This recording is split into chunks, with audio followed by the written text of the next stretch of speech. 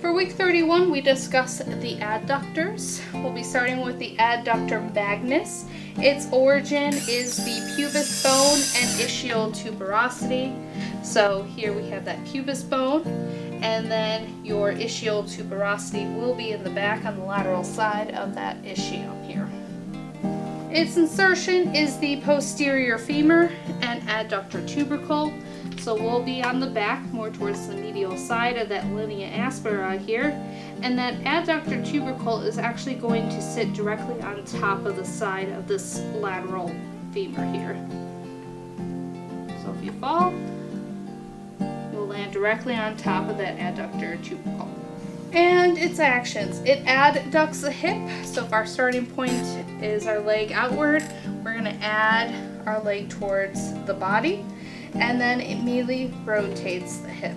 So focusing on the knee here, we're going to rotate it inward. Adductor longus, its origin is the pubis bone here. And its insertion is the posterior femur. Again, we're going to be on the inside of that linea aspera. Its actions. It adducts the hip. So if we're starting outward, we're adding the leg to the body. And then it also immediately rotates the hip. So focusing on the knee, we're going to rotate inward. And finally is the gracilis. Its origin is the pubis bone. And its insertion is the proximal medial shaft of the tibia. So we are going to be on the medial side of it. This part is the head. This will be the shaft. And so we're going to be towards the top of it.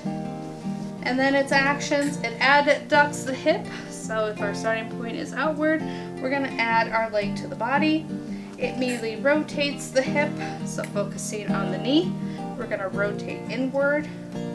It flexes the knee, and then it immediately rotates that flexed knee. So if we focus on our foot, we're going to rotate that inward.